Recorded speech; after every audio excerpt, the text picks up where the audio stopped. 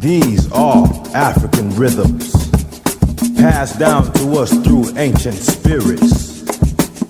Feel the spirit, a unifying force. Come on, move with the spirit. Stand up, clap your hands. Groove with the rhythms, get down. From WSNC 90.5 FM, a broadcasting service and NPR affiliate of Winston-Salem State University. Welcome to Africa World Now Project. I'm your host and producer, James Pope. Today, meditations on Black labor and the white architects of Black education with Dr. Kamau Rashid. Africa World Now Project is next.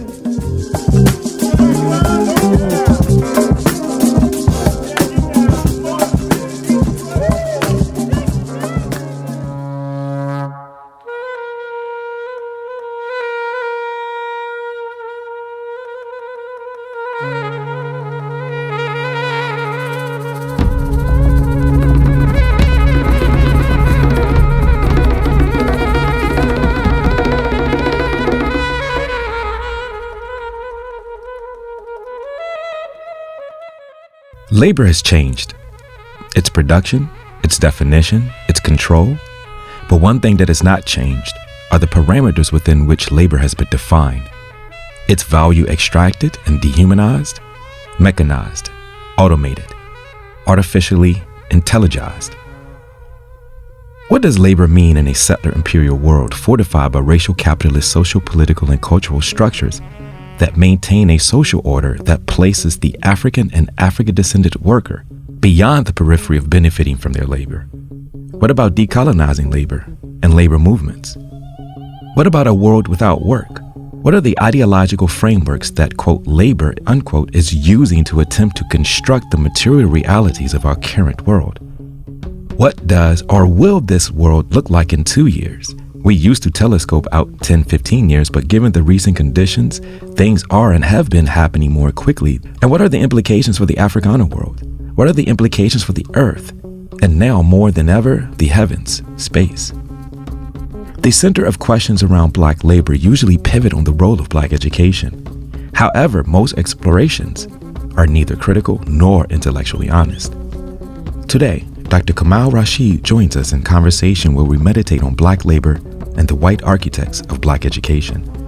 Our thoughts are centered on William H. Watkins' work, The White Architects of Black Education, Ideology and Power, 1865-1954. In The White Architects of Black Education, Watkins explores the body of ideas that undergird social, economic, racial, and educational beliefs about Black education in the U.S.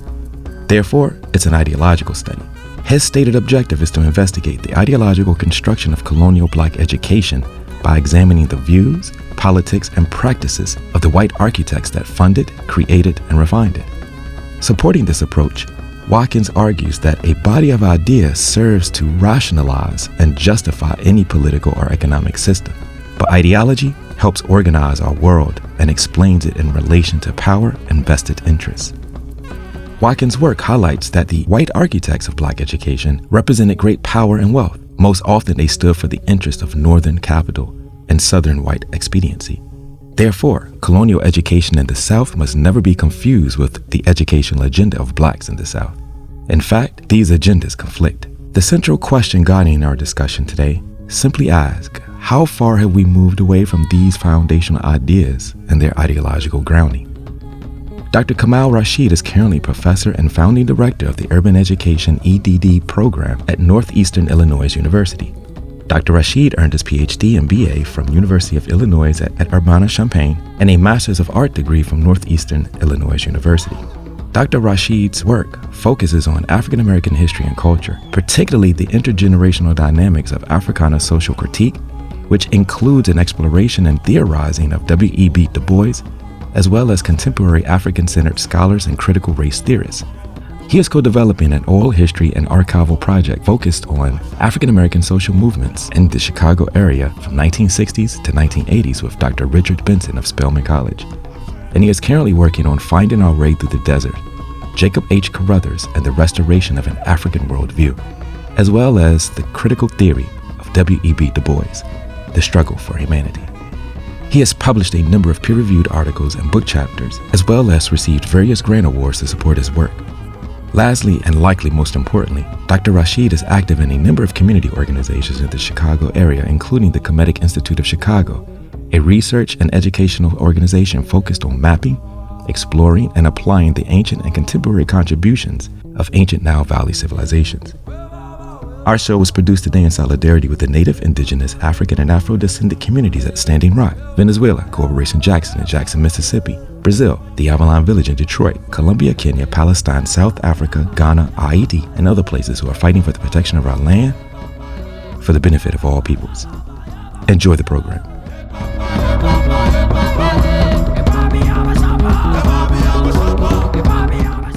Thank you once again for taking the time to join us today. The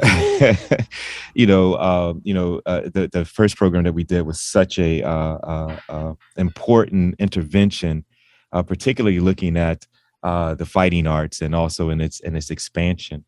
And but in that conversation, even when we had the conversation before, in that conversation we briefly alluded to having another conversation, in particularly around a book that was written that was titled The White Architects of Black Education, Ideology and Power in America, 1865 to 1954. And something that you said that really prompted me was like, as we were talking, he was like, I wonder what that would look like in 2020, 2021, right? And in that conversation, we were saying that we wanted to have questions around this particular book, but more specifically, again, how the ideas and arguments of that book, how would they look today? And here we are today. And boy, has today expanded itself, man. There's many things that have happened, particularly with COVID, particularly with a number of the hirings, particularly with the philanthropy of around HBCUs, Black education. Yeah, man. Let's dive right in. For sure. Let's dive right in. So, I've been trying to figure out how to actually dive into this conversation, because I've been going back looking at Du Bois's 10 critiques. I've been looking at that in the context of decolonizing the university. I've been looking at all of these conversations, Anna Julia Cooper. I've been looking at all of these conversations and how they have really set the tone for explaining what is going on in education broadly, but then specifically with HBCUs and what is considered to be Black education. All right. So as we begin to kind of unpack, all of these ideas and all of these things, let's start here. Let's start with some of the arguments that is presented by William Watkins in his book, The White Architects of Black Education. What are some of those arguments that he presents, or that is presented in that book? And then we'll kind of go from there. One of the things that Watkins raises, which is very interesting, he argues that the foundational ideas or the foundational structures around Black education emerge in the wake of the Civil War, right? And so this theme of sectionalism, this theme of the reorganization of the South and the reintegration of the South, or the integration of the South, and literally the reintegration of the South into northern industrial capitalism, and finally the Negro question. Those were I think the three overarching concerns. And so on one hand you had sectionalist sentiments, that is these types of regional divisions which pervaded the United States in the 19th century, to be sure, which culminated in the Civil War. So you were talking about a divided society. On the other hand, you're talking about the fact that, from the 19th century, from the early 19th century on, and really, let's say this, the early 19th century on, and certainly from the early 19th century on, the agrarian South was a fundamental component of northern industry. I say from the 19th century on because, of course, industrialization in this country is really a 19th century phenomenon. But to be sure, if we're talking about the 17th century the 17th century as well as the 18th century, to be sure, the agrarian South plays a major part in the development of the economy of the entire society. But particularly if you think about the textile industry, for instance, in New England, and the relation of that to the transportation industry, the banking industry, the insurance industry, and the myriad of cotton plantations in the American South, all these things are entwined. So again, after the Civil War, you have the reintegration of the South into that industrial capitalist framework. And finally, you have the Negro problem, or the Negro question. And Watkins presents it really and I think in a lot of these, even though he doesn't use the terms, he presents the Negro problem or the Negro question in a way very similar to the way Dr. Anderson Thompson used to talk about this. Anderson Thompson, some of your listeners may know, was for many, many years a professor at Northeastern Illinois University here in Chicago. He was one of the founding members of organizations like the Kemetic Institute of Chicago and the Association for the Study of Classical African Civilizations. And when I would take classes with him, Dr. Thompson would refer to the Negro question as follows: what is to be done about the troublesome presence of Negroes now that they are no longer needed as a source of labor? And so the Negro question, that is, what is to be done for the troublesome presence of Black folks, was really a fundamental part of what is being done, or what is being conceived and enacted in the late 19th century with respect to the formation of Black education. So those are, I think, the three salient things. And everything that Watkins does in the book really explicates how those three things begins to manifest itself in the construction of what came to be known as Black education. Perhaps unfortunately so, to be honest. No, and that is exactly right, because I mean, some of the themes that we can look at, that you laid out, that he presents in the book, really centered around the question of colonial, the process of being this question of the Negro was really how, as you eloquently retold it as provided by Anderson Thompson. But of course, there's a long genealogy with Du Bois. There's a long genealogy with Maria Stewart. I mean, there's a long genealogy of this, of trying to deal with this question. And the industrial North wanted, it's a labor question. How do you educate? Which is a contradiction, right? So after the Civil War, you have, generally understood about 1865, right? Then, of course, you get 1884, 1885, the so-called Berlin Conference, the scramble for Africa. In the midst of all of this is, what do you do with a force of labor? How do you educate them?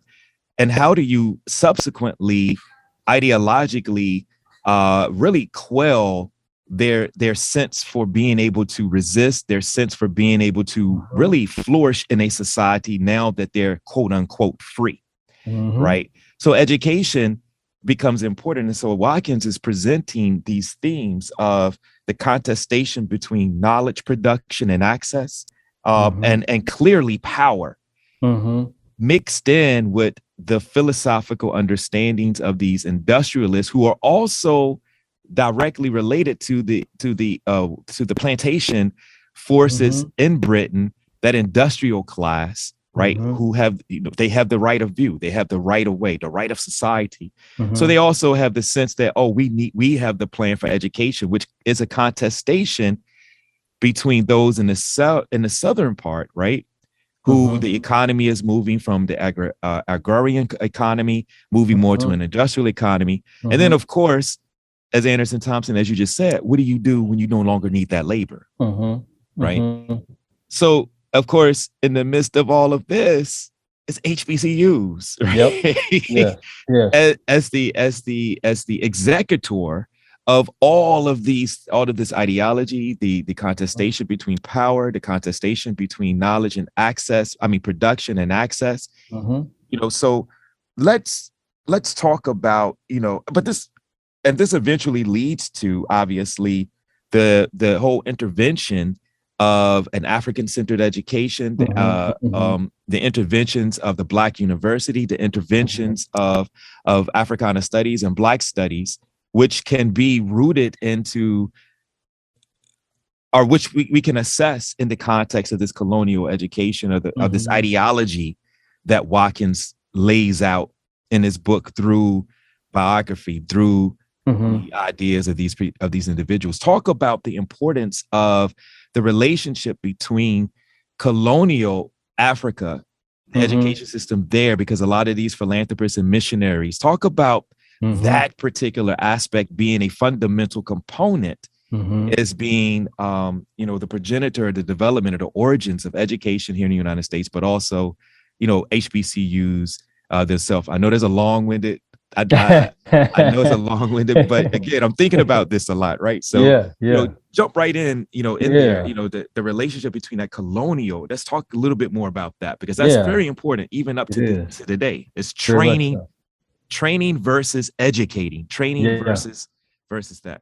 Yeah, I really appreciate that. And, I guess before I talk about Watkins, that,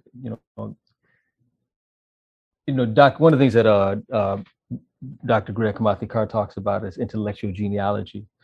And one of the things that, is very clear about Watkins' book is that it's in the continuum of works by people like Du Bois and certainly Carter G. Woodson.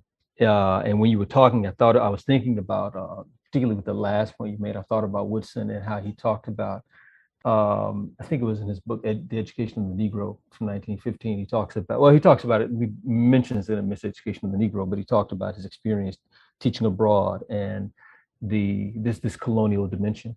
One of the things I think that was important for Europeans, there were three, like you mentioned the term ideological weaponry. And I want to center what I say around that, as I would argue there were three principal elements of types of ideological weaponry that were deployed against Africans or Black people at this time, specifically African Americans at this time.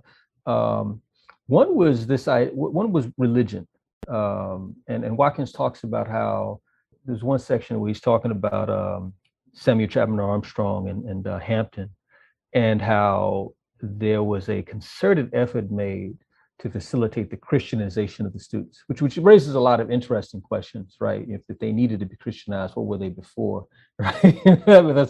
That's a discussion for another time.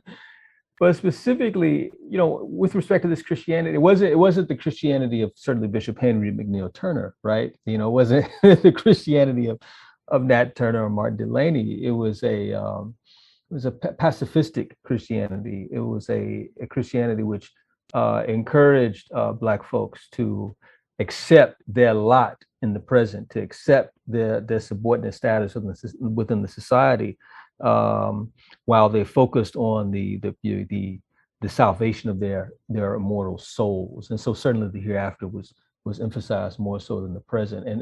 And for people like certainly Samuel Chapman Armstrong and others who embraced this type of gospel, literally this type of gospel, part of this clearly was to nullify any type of consciousness in the masses of Black people around the actualization of another type of vision. And I want to come back to that question of vision in a little bit. The second type of ideological weaponry that was deployed was this idea, this articulation of a work ethic, a type of work ethic.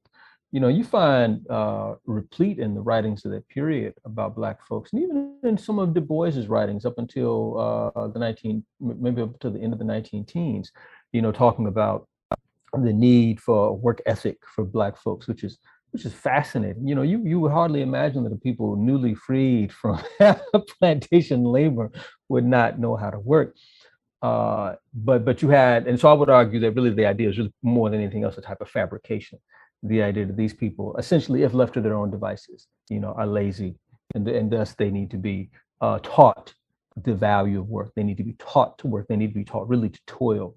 And then finally, the third type of ideological weaponry is this idea of this was less a type of ideological weaponry as much as it was a type of weaponry deployed through the mechanism of training, was the subordination of the Black masses in the labor market. This is something that James Anderson writes about in his book, The Education of Blacks.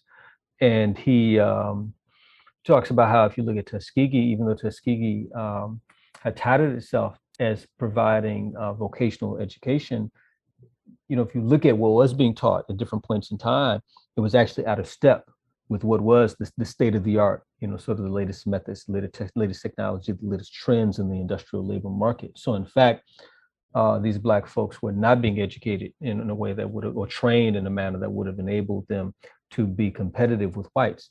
They were getting something, but they certainly weren't getting something that would have allowed them to compete. And so I say all that to go back to this idea of vision, you know, and this is something that I would raise to my students. And I'll just mention this now, we can come back to it later on. But I would always ask my students, especially when we have discussions about Watkins, you know, what is Black people's vision of futurity? And what are the visions of futurity that exist in the Black community pertaining to education? Because what has happened, and we see this certainly from the 19th century to now, other people's visions of futurity have been imposed upon us. And of course, you see Black people resisting this all along the way. Certainly, this is evident in the writings of people like Anna Julia Cooper, the writings and work of people like Anna Julia Cooper, Carter G. Woodson, and especially much of what he says in Miseducation of the Negro. Du Bois, by the time you get to the 1930s, begins to, really the 1920s, if you think about it, the commencement address he gave at Fisk, but certainly in terms of the writings in the 1930s, he's pushing back against this. And so like when we come back to the HBCU and the role of the HBCU, I think part of the challenge is that while on one hand, HBCUs were established as institutions to facilitate the education of Black people, relative to where the locus of control of HBCUs was situated, they were established to a large extent as mechanisms to facilitate the control of Black people, right? Because just like I raised this question with my students in the 20 teens, that is, what are the localized visions of the future, localized visions of education that exist in the Black community? These would have been pertinent questions in the 19th century. These would have been pertinent questions in the early 20th century, but certainly no one is asking Black people, hey, what kind of future do you all want? What kind of future do you envision for yourselves? And we certainly see enough in terms of the things that Black folks were doing that gives us some indication in terms of cooperative economics, in terms of things that attempt to give people self-sufficiency, you know, in terms of some of the indigenous spiritual practices. So we see certainly a lot of evidence in terms of where Black folks would have gone and left to their own devices. And this takes me to another metaphor, Dr. Anderson Thompson. He would argue that things are guided by a principle of motion. You know, he would talk about this idea that when things are governed by an internal principle of motion, they essentially grow into the thing that they would have become if essentially left to their own devices, right? You know, if you could think about, you know, we farm, and, you know, if you put plant seed in the ground and you water and take care of it, it becomes whatever kind of plant that seed produces. It's a zucchini plant, it grows to zucchini and so on. But if I create inhospitable conditions, that thing may not become, and it may not reach the zenith of its potential, right? So, you know, too much water, too little water, too much sunlight, too little sunlight, that plant may not become the thing. And I think such is the case. And I think when Dr. Anderson Thompson mentioned this, he talked about this within the context of people, that essentially we've been given a particular type of vision of education, and we've been given an institutional framework to facilitate our integration. And Mwalimu Burudi phrases better, our sub-integration. I actually like that better. Into a particular social and economic framework that, to a large extent, appears to be incongruent. Not only it appears to be incongruent with our very capacity to be self-determining. And so, one of the challenges of HBCUs, and you see this at the beginning of the 19th century, in terms of this ideological conflict between Booker T. Washington and W.B. Du Bois. And I don't want to make too much of that conflict because I know a lot of ink has been spilled about that conflict. And in fact, Dr. Jacob H. Carruthers is actually very dismissive of the conflict. He argued that essentially you had two Black intellectuals engaged in contestation over something that neither of them had control over. And I think that's a reasonable criticism. But to be sure, we are talking about, especially if we're talking about 1930s Du Bois, which is not the Du Bois that was in contestation with Booker T. Washington. I'm not saying that, right? But certainly 1930s Du Bois is articulating a conception or institutional framework that we control for ourselves. Now, again, he's not necessarily talking that in the 1890s, early first decade of the 20th century.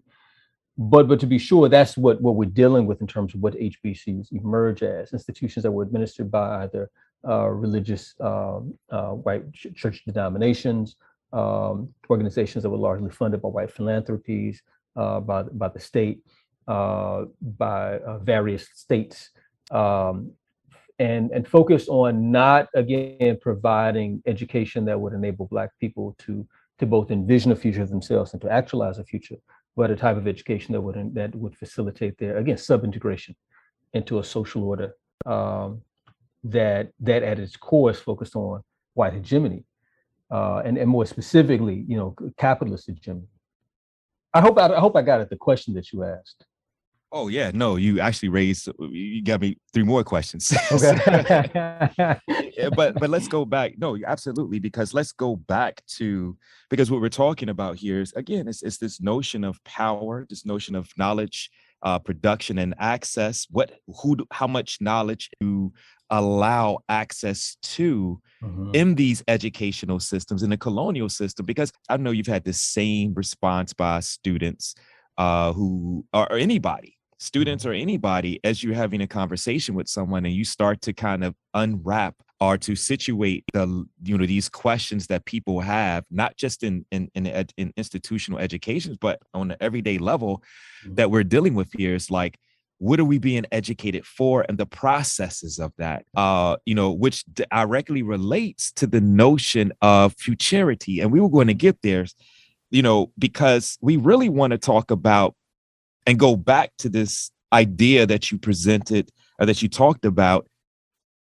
If you don't have a vision of the future, or the vision of the future is distorted based upon the conditions, you're going to be given somebody's vision of the future. Right. And in the context of this, and we also want to be clear, because we want to talk about the contestations as well, because it wasn't that African descended people were just kind of laying down, just accepting a lot of this stuff, because there were instances that, people were trying to use these systems, for better or for worse. But if we're looking at this in the 21st century, we can say that a lot of folk, we have not continued that process. But basically the question is, as I was kind of laying out here, is, you get this all the time. People will say, well, why don't they teach us this? Right. They're not supposed to, because if we understand the processes of education, particularly as being formulated in tandem with the subjugation of the continent, the institutionalization of the subjugation of the continent, that filters itself all the way back here to, what do you do? How do you handle the question of the African or the Negro question right after the Civil War?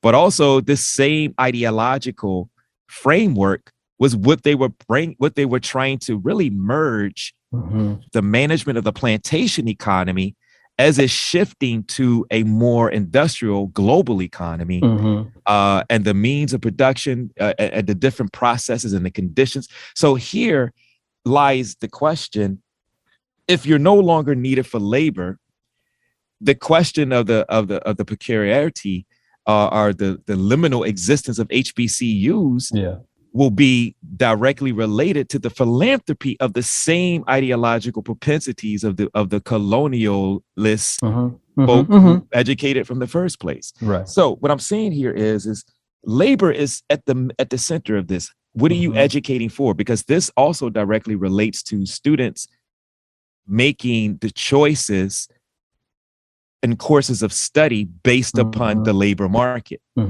The problem is, as I see, a lot of these choices, particularly HBCUs, are being made not in a global context of the labor market, because we have a global market. It's still at this very rudimentary, let me get a job to try to maintain or sustain. But again, this contestation, and we'll talk about this. So in your answer, or in your response to what I just said, let's talk about, let's go back to this notion of labor being directly related to training in the education of Black education, particularly at HBCUs. But also, let's talk about some of those contestations that leads up to the formations of Black studies, Africana studies, the formations, because we do want to talk about the resistance to that as well. Yeah, I really appreciate that. And I want to respond to that, go back to the colonial piece, because I didn't finish sketching out that continuum, right?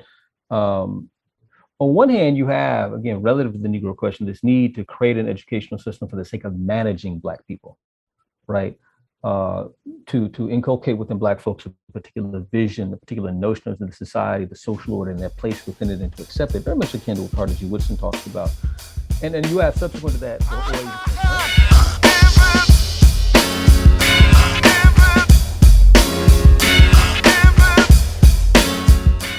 The center of questions around black labor usually pivot on the role of black education. However, most explorations are neither critical nor intellectually honest. Today, Dr. Kamau Rashid joins us in conversation where we meditate on black labor and the white architects of black education. Our thoughts are centered on William H. Watkins' work, The White Architects of Black Education, Ideology and Power, 1865-1954. In The White Architects of Black Education, Watkins explores the body of ideas that undergird social, economic, racial, and educational beliefs about black education in the U.S. Therefore, it's an ideological study. His stated objective is to investigate the ideological construction of colonial black education by examining the views, politics, and practices of the white architects that funded, created, and refined it. Supporting this approach, Watkins argues that a body of ideas serves to rationalize and justify any political or economic system, but ideology helps organize our world and explains it in relation to power and vested interests. Watkins' work highlights that the white architects of black education represented great power and wealth. Most often they stood for the interest of northern capital and southern white expediency. Therefore, colonial education in the South must never be confused with the educational agenda of blacks in the South. In fact, these agendas conflict. The central question guiding our discussion today simply asks, how far have we moved away from these foundational ideas and their ideological grounding? Dr. Kamau Rashid is currently professor and founding director of the Urban Education EDD program at Northeastern Illinois University. Dr. Rashid earned his PhD and BA from University of Illinois at Urbana-Champaign and a Master's of Art degree from Northeastern Illinois University. Dr. Rashid's work focuses on African American history and culture, particularly the intergenerational dynamics of Africana social critique, which includes an exploration and theorizing of W.E.B. Du Bois, as well as contemporary African-centered scholars and critical race theorists. He is co-developing an oral history and archival project focused on African-American social movements in the Chicago area from 1960s to 1980s with Dr. Richard Benson of Spelman College. And he is currently working on Finding Our Way Through the Desert, Jacob H. Carruthers and the Restoration of an African Worldview, as well as the critical theory of W.E.B. Du Bois, The Struggle for Humanity. He has published a number of peer-reviewed articles and book chapters, as well as received various grant awards to support his work. Lastly, and likely most importantly, Dr. Rashid is active in a number of community organizations in the Chicago area, including the Kemetic Institute of Chicago, a research and educational organization focused on mapping, exploring, and applying the ancient and contemporary contributions of ancient Nile Valley civilizations. Our show was produced today in solidarity with the Native, Indigenous, African, and Afro-descendant communities at Standing Rock, Venezuela, Corporation Jackson in Jackson, Mississippi, Brazil, the Avalon Village in Detroit, Colombia, Kenya, Palestine, South Africa, Ghana, Haiti, and other places who are fighting for the protection of our land for the benefit of all peoples. Please continue to enjoy the program.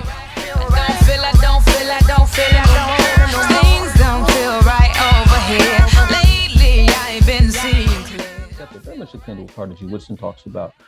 And you have subsequent to that, or even concurrent with that, really the exportation of that model, right, to West Africa. And what Watkins talks about this, how many of those same actors who were the architects of black education in the United States also became the architects of education on the African continent, and really facilitating a similar purpose. Brings to mind Ayikwa Arma in this discussion of his schooling, because I should try to differentiate these things, right? His schooling at Achimota in Ghana, and how, he said he was very clear that what he was being prepared for was a role of management, that is, to manage the affairs of Europeans in Africa, or more specifically to manage the affairs of the British in the Gold Coast.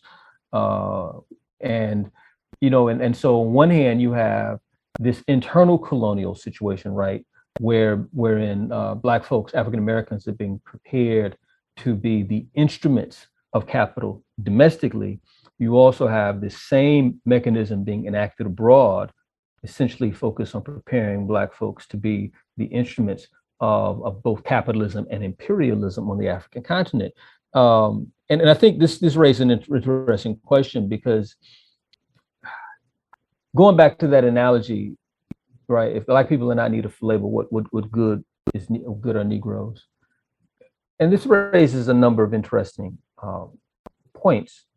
on one hand, and Carter G. Woodson talks about this. On one hand, you have Black folks whose role very clearly is one of management.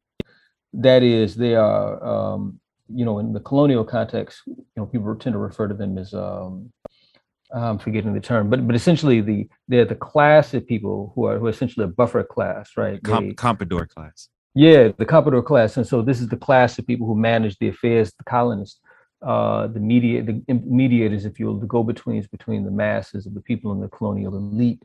And Carter G. Woodson talks about this at great length, miseducation of the Negro, arguing that essentially the type of miseducation afforded to Black people. And let me stop real quick, because Carter G. Woodson uses the term miseducation to refer to this process, this process of a hegemonic socialization, or process of socialization intended to situate a people, both a people as well as individuals, within a hegemonic order in a subordinate space or subordinate status. And of course, Wanlimu Shuja, he refers to that same process as schooling. So I'm going to use schooling and miseducation interchangeably. And I'm going to try my best to differentiate both of those from education, or maybe something more specifically, which I will get to eventually, like African-centered education. We haven't gotten there yet, right? But I'm going to refer to this hegemonic process as schooling or miseducation. Anyway, Woodson talks about this idea that the process of miseducation is, on one hand, focused very much on the formation of a leadership class, a leadership strata. And Watkins talks about that and portrays that in his book in some very interesting ways, right? And so with respect to those people who become a part of that leadership class, their job, very clearly, and Woodson was very clear about this, their role was not to provide a vision of the masses of people towards liberation, but it was simply to compel the people to find ever more clever and creative ways to compel the people to acquiesce to the existing order. Du Bois visits this idea. He doesn't, to my knowledge, spend a lot of time writing about this, but he did comment on this at a commencement address at Fisk University. I want to say it was 1921, I think, when he gave that address. And he argued that rather than striving for this vision of the future where Black people are free, that the educated Blacks and miseducated Blacks simply wanted to participate in the culture of mass consumption. They wanted the trappings of the economic elite. And this is very interesting, right? And so on one hand, we find that clearly part of what education is supposed to, or this miseducation or schooling process is supposed to facilitate, is the formation of a management class or management strata, a segment of the community that acts as agents of control for the masses. With respect to, it's very clear, and Watkins talks about this, that the other function is to create a laboring class. But if you look at how how James Anderson writes about this, it's very clear that labor class, and Woodson, Du Bois actually in his community studies comments on this as well. In fact, let me take a detour real quick. If you look at Du Bois's community studies, these are all these studies he was doing from the 1890s until I guess the end of the first decade of the 20th century. Those studies are very illuminating in terms of the economic dynamics, the labor dynamics of the Black community. My favorite one is, the Philadelphia Negro, of course, is classic, but my favorite one is the New York Negro, which I think was 1901. And one of the things that he notes was, this is, again, first decade of the 20th century, Black people were overrepresented in the prison system. Surprise, surprise. There was also rampant unemployment in the Black community. And so despite the way in which education has been touted, especially from the late 19th century to now as a means of upward mobility, the real capacity of the masses of Black people to seize the rewards of their education has been very, very limited, right? And I think this is being captured in Du Bois's analysis, and I think it was also evident, I think, in Watkins' analysis, that insofar as Black people were needed for labor, they were a source of subordinate labor. They were a source of labor which was relegated to the margins of society. not necessarily, uh, not necessarily in the context where they might glean and consolidate, let's say, actualize their latent power, um, but one where they would simply be instruments of capital, and probably surplus labor would probably be the best term to describe that. And then I guess and relative to that, sort of an extension of that is something that Jacob H. Carruthers wrote about in a couple of his essays, that the mass of the people were subjects of this process of de-education. That I think kind of takes us to the present, so I don't want to spend a whole lot of time on that. But I think part of the malaise here is that education prepares people to, and this is Shuja, he talks about this, education prepares people to assume roles within a given social structure. Well, what kind of social structure are we in, right? In the period that Watkins is discussing, again, the 1860s, I think he goes up until the 1930s, we're talking about an industrial capitalist social order, right? In our present day, of course, we're talking about, in many instances, to a larger extent, a post-industrial, global, neoliberal capitalist social order. And again, if education is designed to prepare people for a place within that existing society, what does that look like? I'll say something that David Stovall said, and I'll briefly sketch this back in time, right? David Stovall, in commenting upon Chicago Public Schools, said that in CPS there are 4 tracks. There's there's college prep, there's the military, there's the low-wage service sector, and there's the prison. Basically his argument is that the Chicago public school system is organized around funneling students into one of those 4 places. Again, college for some, the low-wage service sector for others, the military for others, and the penal institution for the rest. And I think that type of analysis is actually, I don't think it just typifies our present moment. Though I do think that the very organization of the global, neoliberal capitalist economy that we live in certainly makes those types of tendencies very pronounced. But I would argue that those same types of tendencies have existed throughout the sort of historical continuum, with the variability being this question of the military, right? And the accessibility of the military. Because one of the things that we're dealing with, let's say in the late 19th century into the very early 20th century, certainly a segment of the Black population does have access to secondary school and post-secondary school, a segment. And for them, they are assumed to take their place, or the hope is that they will take their place as the sort of buffer class, right? Carter G. Woodson laments in his book, The Miseducation of the Negro, for this segment that occupies the low-wage service sector. I mean, well, that was the masses of the people, right? And this is also part of the reason why education has taken on this air of illegitimacy among Black folks in many instances and across decades. And maybe can say a little bit more about that later on, this idea of education as being illegitimate.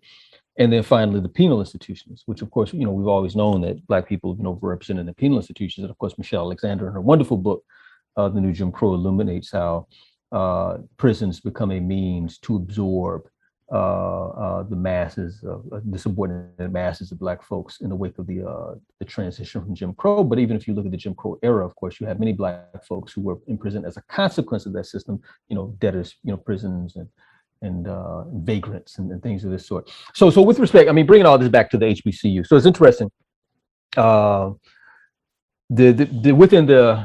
Within the institutional DNA of the HBCU has been this mandate to facilitate, to service the existing social order.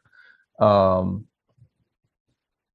you raise a very interesting point in terms of the student, in terms of the questions of study not being directly related to a global vision. That's a really, really profound thing to say. And I think part of why that is that within any context of oppression, in order to constrain resistance by the masses, it is necessary to some extent to give the illusion of freedom. I actually just posted earlier today on social media, I believe it was today, a quote by Carter G. Woodson that articulates this. Woodson talks about how for Black folks, particularly for the so-called educated Negro, that much of the contestation among Black folks are for trifles. Let me see if I can find this real quick, because I think it's actually very apt to this point. Yeah, this is it. I don't think this is the exact one I want, but it'll do. It says, in this untoward situation, the Negro finds himself at the close of the third generation from emancipation. He has been educated in the sense that persons directed a certain way are more easily controlled, or as Ovid remarked, in time the bull is brought to bear the yoke. The Negro in this state continues as a child. He is restricted in his sphere to small things, and with these he becomes satisfied. His ambition does not rise any higher than to plunge into the competition with his fellows for these trifles. At the same time, those who have given the race such false ideals are busy in the higher spheres from which Negroes, by their miseducation and racial guidance, have been disbarred. And so, he's talking about this in the 1930s, right?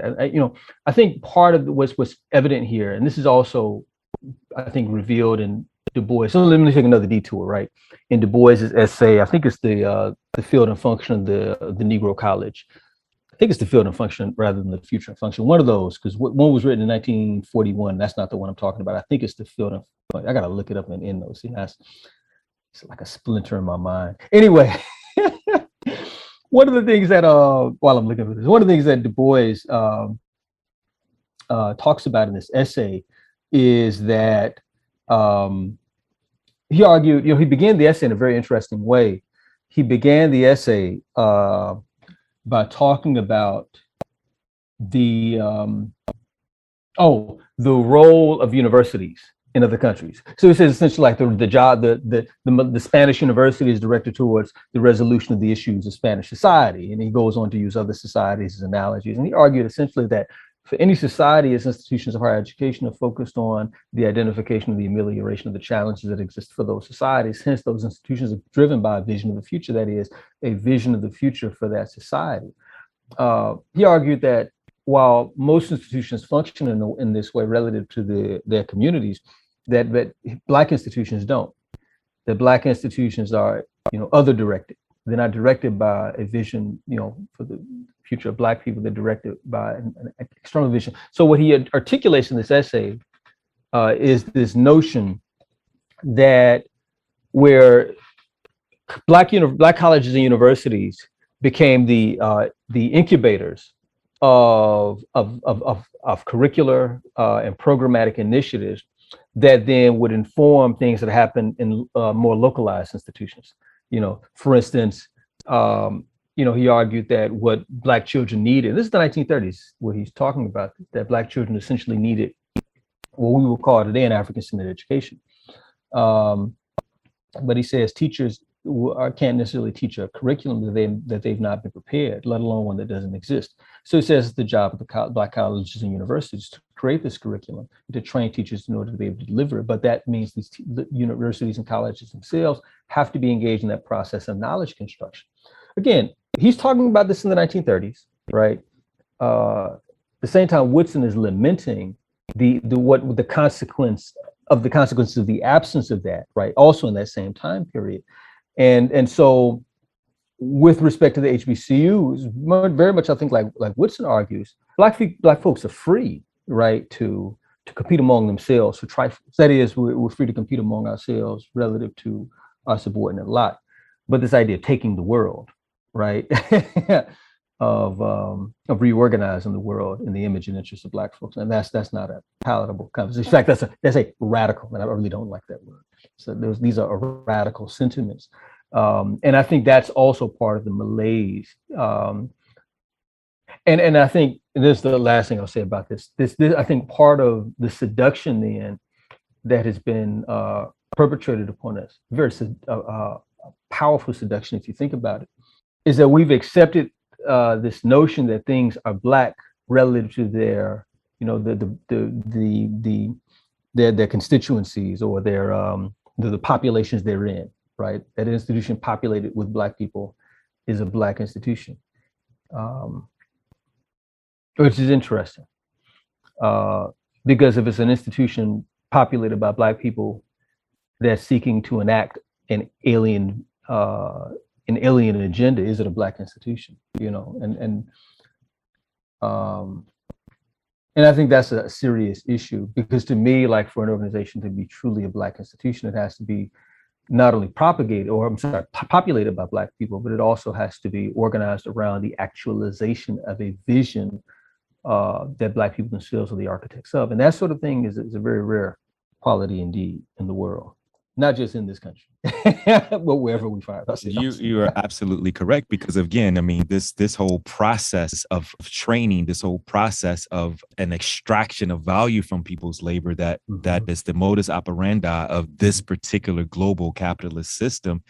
Education, its philosophy of education, its ideology of education is very, very important, because ultimately what you just said in the context of, this notion of Black as being related to its population, what you really just talked about is this fundamental level of what is the type of knowledge that is being produced and reproduced. Are we taking a stance to center, as you see where we're about to go, as we censor ancestral and historical forms of knowledge, not the exclusion of other, but we center historical and ancestral forms of knowledge as the modus operandi of addressing social problems, but also connecting those attempts to address social problems to global problems.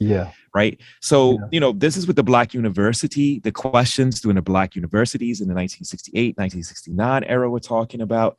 But what you have just done is really moved us right to this moment, right into the moment. We have endowed chairs. We have a large cadre of folk who are producing massive and copious amounts of books on knowledge, and they're at the Dukes, they're at these elite institutions, and and ultimately, if you're not careful in your social media algorithms, you would think that they are making a large dent in the social structure that we're in right now, because because one of the ideas is particularly as we see this development of education and education being used by Black people, not only to solidify the position historically, ancestrally of African descendant communities, but also as a weapon to battle racism itself, because the idea was the more education you have, and if we are able to center and more of the people learn about us, they would humanize us.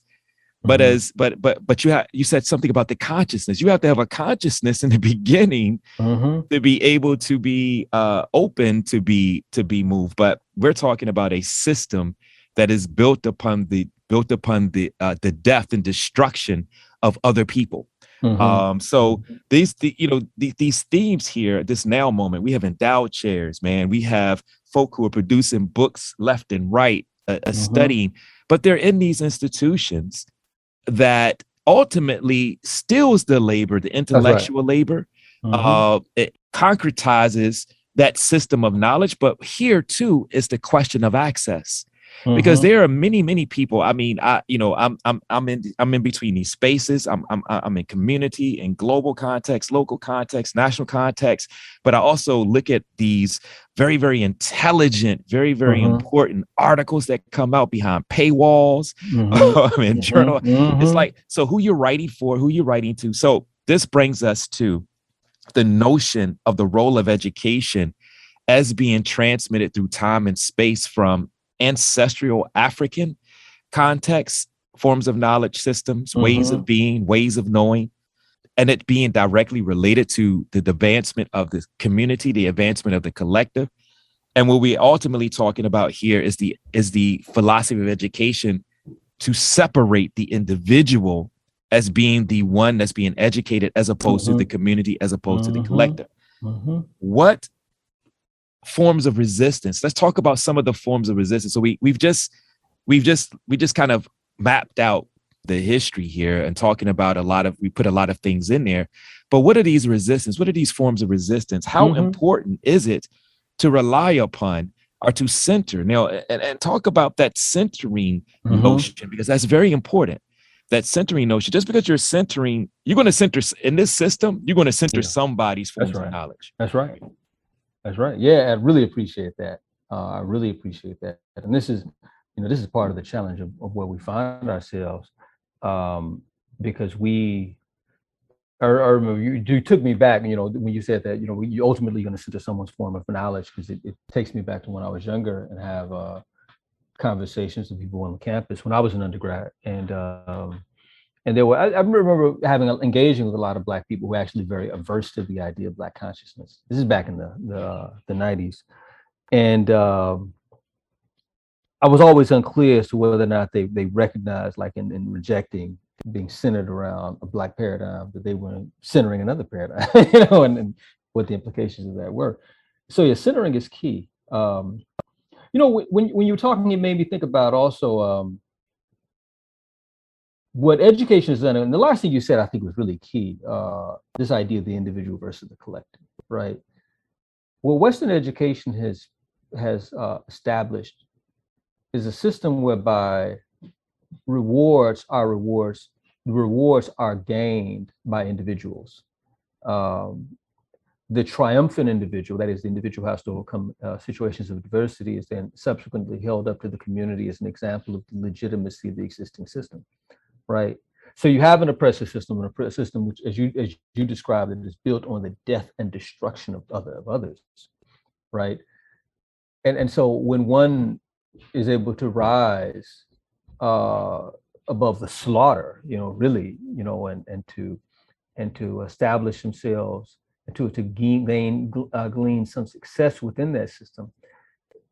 First of all, their success is individual success. It's not collective success in terms of how it is conceived and enacted. That's probably the key element, how it is enacted. But also that person's success serves as a type of legitimation of the system. They are touted as one who demonstrates the capacity of the system to reform itself, right? Or the degree to which the system is amenable to reform, at the very least. And it made me think about like what were the paradigms, right? Because I think when we talk about how African Americans have resisted oppression, it hasn't, those forms of repression have been multiple. Certainly, it included insurrection, right, and maroonage, and these types of traditions that we love to talk about. But there were other forms of resistance, and I would argue the most consistent, sustained, and sustainable form of resistance was for people to be grounded in their own cultural consciousness.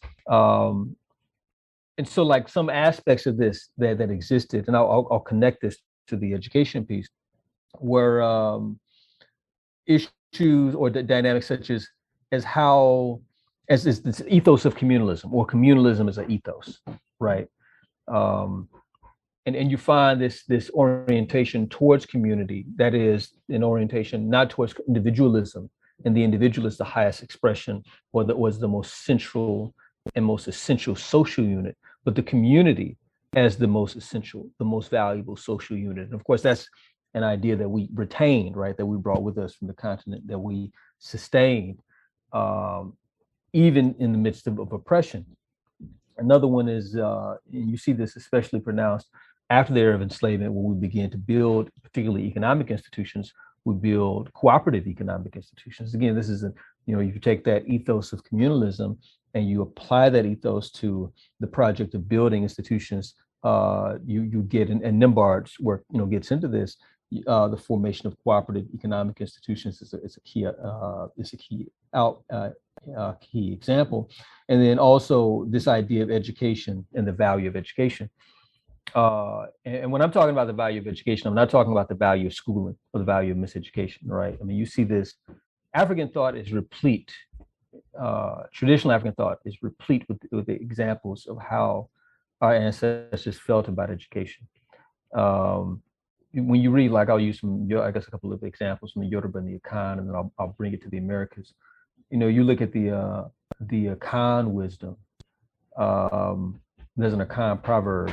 It's my favorite Akan proverb. In fact, I just shared it in a presentation that I did a week ago for PNEIU's Faculty Development Day.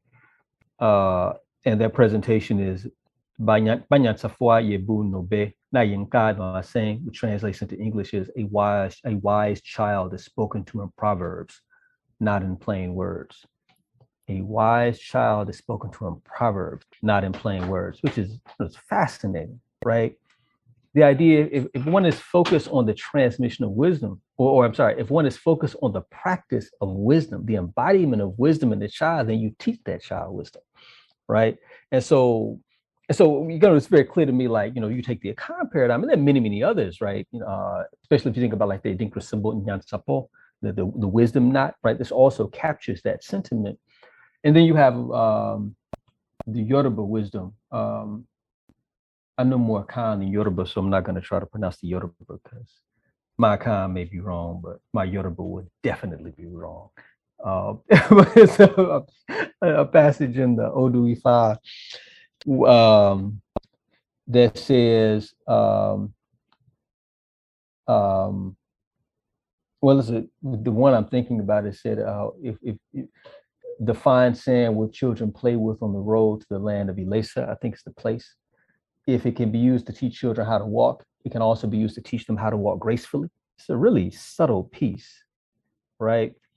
But the idea is that, we just don't just do things. We don't just exist in the world, but we attempt to exist as the highest expressions of our being in the world. Not just walk, but walk gracefully, right? To carry ourselves in a dignified manner. So this is emphasis on education, the transmission of knowledge for the sake of achieving or manifesting sort of the greatest aspects of ourselves, consistent with what Dr. Anderson Thompson would talk about in terms of this idea of an internal principle of motion. When you look at this side of the water, right, because when you look at this side of the water, I mean, it's evident that we retained a lot of these sentiments, like even though like the language in many ways was lost, and even many of that proverbial wisdom was lost. Much of the sentiment, right, the ethos, right, of the character, the essence of that African culture, in many respects, was retained. And so education continued to be valued. I remember Greg Kamathi Carr was brought to Chicago. I want to say it was January 31st, 2020.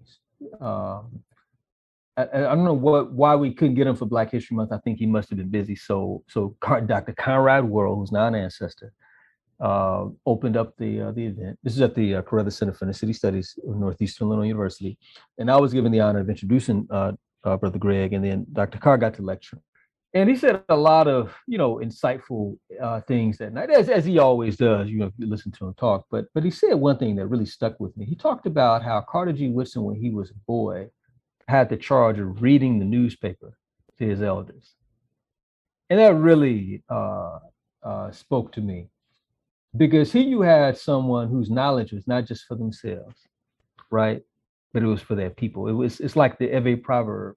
And Black folk, African Americans may not know the proverb, but we understand it. The proverb says, your goodness is for others, not yourself, right? This is part of the reason why we have this expectation of Black folks who are successful, that they'll do something for the rest of us, even when they don't. We have this mad idea that their success should somehow contribute to our collective success, but it's that I guess it's that ancestral consciousness persisting and lingering in us. So anyway, when you were talking, it made me think about that. You have this idea of communalism as an ethos, cooperative economics as an expression of that ethos with respect to the formation of economic institutions, and education as education as a means towards not just the actualization of the individual, but education is seen as a means towards the progression of the group as a whole. And I would argue those three elements are central to our resistance, right? Why? Because in so doing, we're centering ourselves, right? In each of those three elements, we're not talking about how our education, supports the interests of the planters of the American South in the late 19th, early 20th century. We're not talking about how education supports the interests of the industrialists in the North. We're not even talking about how our education benefits Chinese industrialists in the present day, right? This is based on this idea of how does our education serve our own interests, or how does our worldview, our culture, our practices, our day-to-day practices enable us to be and exist, thrive, and to support and sustain ourselves. So you have throughout this history of Black education, and I'm going to focus primarily in the 20th century, you have a number of points that are indicative of an orientation towards a form of education which has the capacity to enable us to free ourselves. And thus, because, and I have to clarify, whenever we're talking about the self-determination of Black people, we're inevitably dealing with the issue of resistance, where we're inevitably dealing with contestation, because we are disallowed from being self-determinant. So for those of us who are mad enough to make the claim that we have the right to determine our destiny, we are by their very nature engaging in an active resistance. And so, I'm thinking about, I don't know where I want to start. Carter G. Wood, I'm thinking about John Henrik Clarke, and that wonderful scene in Great and Mighty Walk when he talks about how, he went to see Arthur Schomburg and was insistent about learning the history of Black folks. You have, certainly in the early 20th century, a number of people who make this very important connection between a type of historical and cultural consciousness and our capacity to transform our reality. They very intelligently recognize that if we are simply drones of an oppressive system, that is, if our consciousness has been established by an oppressive system, then our ability to both envision and actualize a future for ourselves where we're free would be limited. And so you get people like Du Bois when he publishes, I think it was 1915, The Negro, which was a survey of the history of Black folks. And I would argue, in fact, books like The Negro and Carter G. Woodson's many works on Black history were all key elements in the formation of what Brother Greg Carr talks about in terms of the formation of an African Senate genealogy, of historiography, right? Was key elements in terms of the genealogy of the African Senate philosophy of history. That's how he describes an African Senate philosophy of history. Du Bois, and I'm going to dwell on Du Bois and Woodson for a moment. I mean, there are lots of other people engaged in important ideation around the consciousness of Black folks, but Du Bois and Woodson made some contributions which I think are particularly interesting. So Du Bois publishes, like, in 1915, The Negro, right? I want to say in the 1930s, he published another book, Black Folk Then and Now, which really updates the Negro and looks more broadly at these Pan-African questions. But one of the things that Du Bois did in the 1920s, which a lot of people don't talk about, is he published the Brownies books. The Brownies books were these, basically a children's magazine. And, they would have little things about Black history and Black culture. And it was Pan-African also, right? Because Du Bois was intelligent enough to recognize that we're one people wherever we are in the world and we have a shared destiny.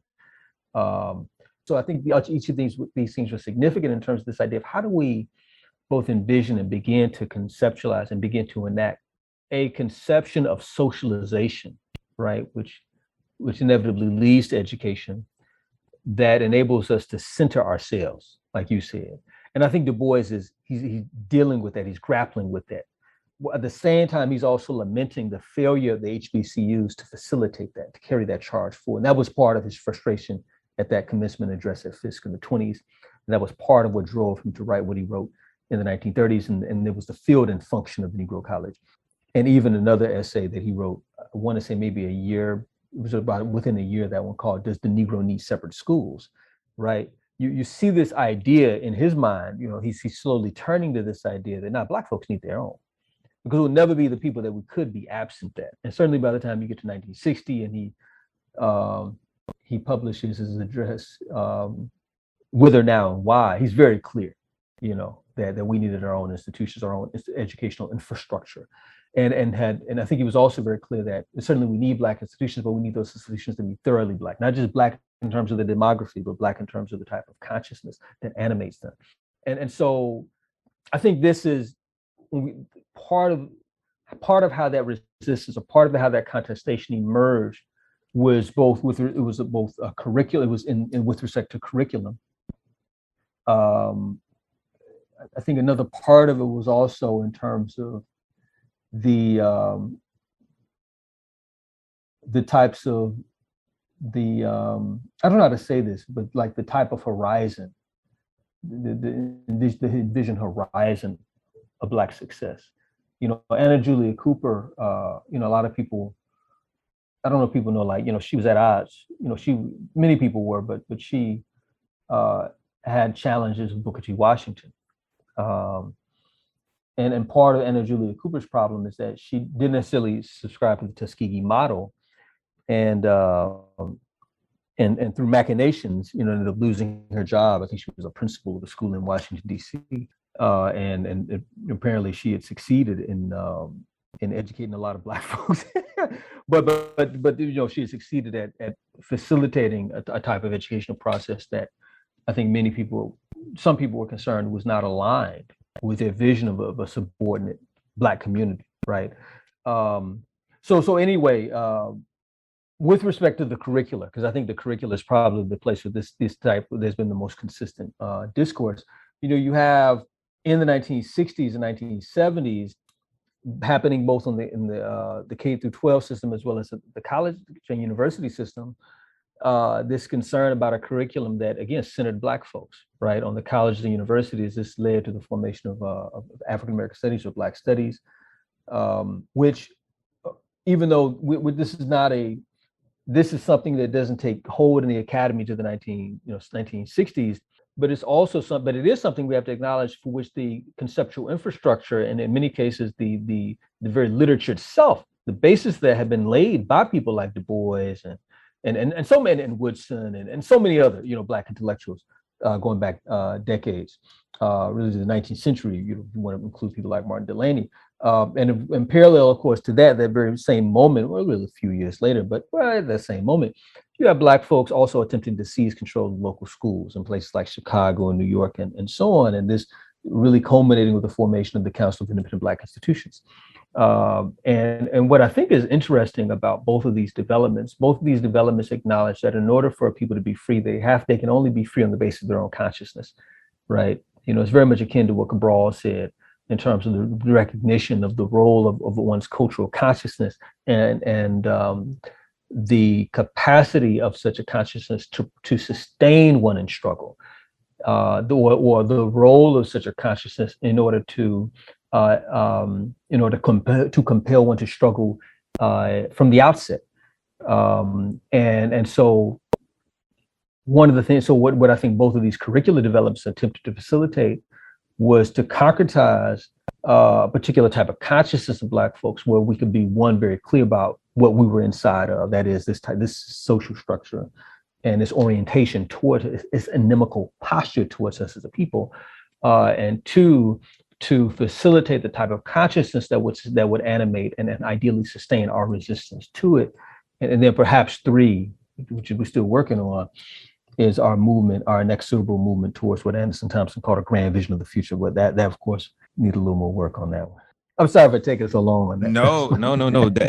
That's one of the things. That's one of the things that I like about what we do is this is what it's about. It's about how do we articulate ideas in the public sphere. Because yes, we have these conversations in certain circles. We have these conversations amongst, certain communities. But one of the things that this platform is intentionally doing is widening that circle, is making sure that, folk who come across and discover these conversations understand that there are also things that we know that people are thinking about on a day-to-day basis, not just in the academy. We understand that these are the ideas in the continuum of resistance, which also was very important that you kind of what you kind of outlined is this notion or critique this notion of Black excellence, the falsity of this notion of Black excellence and equally individual success. I usually think about this notion of Black excellence as being, the same rewards that you find in Black excellence that are considered to be Black excellence are the same rewards that the plantation owner gave certain individuals on the plantation to make sure that they're either being that managerial class or they're being the example for, the educational example for the others per se, which leads us to the fundamental platform of resistance, which is a consciousness, Black consciousness, the Black consciousness movement in South Africa, right? That transmits itself over to Brazil. The Black university that is developing, again, I mentioned this. So one of the things that I think that is important as we also try to wrap up and move to this question of of how does this look in the future, it's important to understand that what we're talking about is a global conversation that people have articulated, particularly people of African descent have articulated based upon the means and the conditions within which they find themselves, right? So could you talk a little bit more about, this Black consciousness as being something that, again, is a idea that transmits itself, just like Pan-Africanism itself transmits itself organically. It's because it's a seed that is carried throughout the African world. That is the seed that ignites resistance to social inequities, civilizational problems that African people have developed ways and means of addressing. Can you talk a little bit more about the consciousness aspect that you kind of laying out?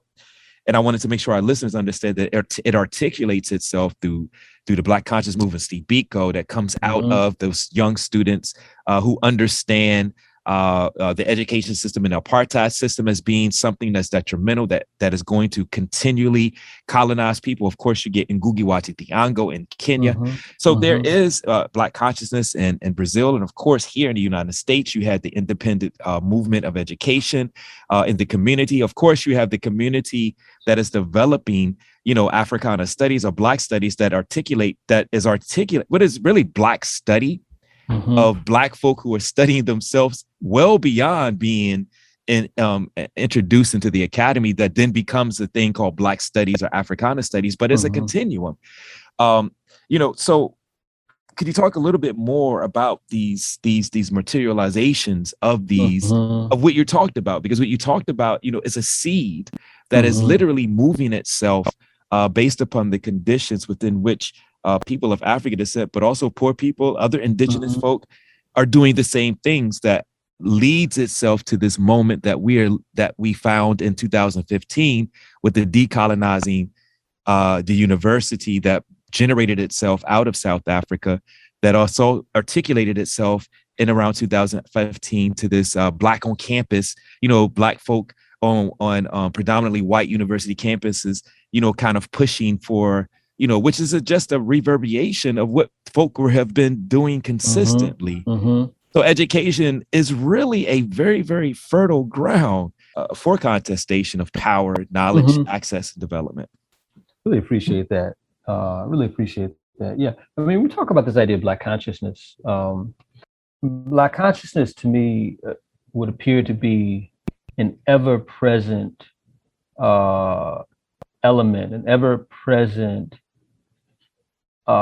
element of the awareness of African people to their condition, and the need for them to fundamentally transform their condition. So to me, like, Black consciousness always existed as the African people's awareness of our reality and our determination to transform that reality.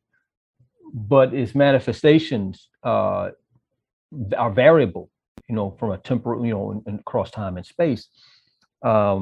And I appreciate how you laid that out, because, when you were talking, it took me back to when I was in high school. So I was in high school in the early 90s. And it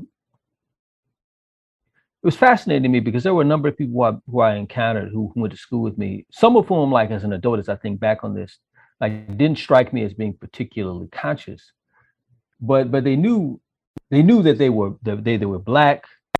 They knew that we had been that they knew that we were oppressed.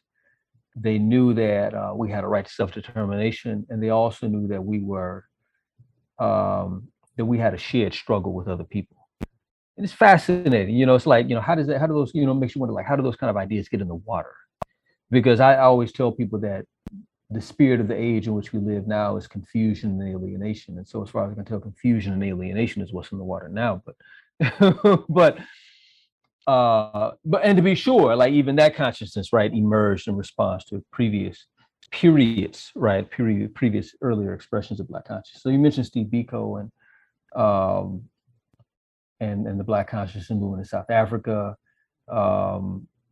I was thinking about when you were talking the type of Black consciousness movement, which has animated itself to varying degrees in Brazil over the last couple of decades, and then of course, Black consciousness and how it manifested itself in this country, let's say in the late 20th century, and so on, and hip hop being a mediator of that. It makes me think about something. It's a Chicago rapper named Capital D, an indie rapper, and one of the things that he, with his first album, and I can't remember the name of the album, but one of the things that the first album, when you got it was on, got the CD. It came with this, like, so far back as a CD, right? And the CD came with a book, a little booklet, and the booklet was a discussion of the impact of corporatization on hip hop. And essentially one of the points that's raised in the book, which I thought was very profound, it argued essentially that in order for hip hop to be profitable, the art has to be kept in stasis, right? And so here you have, like, if you just take hip hop, and I would argue hip hop is actually a good signifier of what I said about Black consciousness. That is, it is this recurring manifestation of African people's awareness of the reality of their oppression and then their resolve to struggle against it, right? I mean, if you take hip hop is an art form that emerged in the 1970s, and within a decade of its formation, or at least a decade or so into its formation, it had become a platform for the articulation of Black nationalist and Pan-Africanist ideas. That is absolutely intriguing. I mean, especially in a society where art is commodity, all right? Art is commodity, yet somehow you have Black folks who had the intelligence to utilize this art form as a means to stimulate consciousness. And so I think for those of us who are concerned about this, who are concerned about the liberation of Black people, we must inevitably concern ourselves with how are the ways in which you ensure the salience of Black consciousness? How do you sustain Black consciousness? And I fear, like, one of the notions has been that it's important for us to put out critical ideas and information. I think we should do that. But I remember something that Nana Ajakoto, who was one of the founders of Nation House School in DC, he said that one of the challenges of this period is not that we don't have some voices that are out there articulating a type of Black consciousness, but that voice is situated among a cacophony of voices. And so I think about, like, the utter madness of social media, where I was just weighed in a conversation yesterday. It was an insane conversation. It was the claim had been made that African Americans have no connection whatsoever to Afro-Caribbeans, which is, like, mad problem. If you just look in terms of history, right? And so one of the things that I just shared in my response was a link to this intra-American slave trade database. And it shows, like, the ships that left various points in the Caribbean and came to the United States. And it just made the point, it's not a matter of ideology. This is historical fact. But beyond that, right? One of the things that's been a key part of that Black consciousness, and I've spoken this before, but I want to revisit it. It's this expansive conception of who we are, that is this recognition of us as a global people. It's a global people. This is part of the reason why when the Italians invaded Ethiopia in the 1930s, you had African Americans who wanted to go fight in Ethiopia because they recognized who we were as a global people. To be sure, the discourse of Ethiopianism and in the 19th century and early 20th century as a type of proto-Pan-Africanism certainly contributed to that. But also implicit in that is this idea, this consciousness of the fact that we're one people, right? That we have a shared destiny. If you think about Frederick Douglass and how you talked about this, the 1890s, you talked about how it was the struggle of the Haitians against enslavement that provided the basis for the freedom of Black folks in the United States. Frederick Douglass was very clear, right? That the struggles of African people anywhere in the world are in fact a part of our collective struggle, and so you see that with Du Bois and the various Pan-African conferences. Booker T. Washington went to Ghana for. I don't think it wasn't called a Pan-African conference, but he went to Ghana and met with Casely Hayford and others around at a conference dealing with these questions of the future of Black folks. So the point is that our ancestors seem to have been much more clear than at least some people who are probably an ideological minority, but certainly have a very big megaphone in terms of not recognizing that there's certainly a core element of Black consciousness is the recognition of our peoplehood. That is that we have a shared destiny, and so one of the elements of that Black consciousness, then, to me, which brings, and I'll tie this back into the education piece, is I think that we have to be hypervigilant now about both affirming the importance of the reality of Black folks. Because not only are we dealing with this age-old system of racism and white domination, if you just talk about this country, but we're talking about a system of capitalism that increasingly, if you think about resource scarcity and the impacts of climate change, is increasingly acting in such a manner as if its end game is mass extinction. That is the mass extinction of our species. That is humanity as a whole. And so if you think about the role of China in Africa, and the objective being resource extraction, or if you think about, which has certainly been the role of Europeans historically in Africa, and a lot of people say, well, the Chinese capitalism in Africa is a kind of gentler capitalism, and perhaps so. But to be sure, it powers an economic engine it powers an economic engine that does not necessarily lead incontrovertibly to African self-determination, African freedom.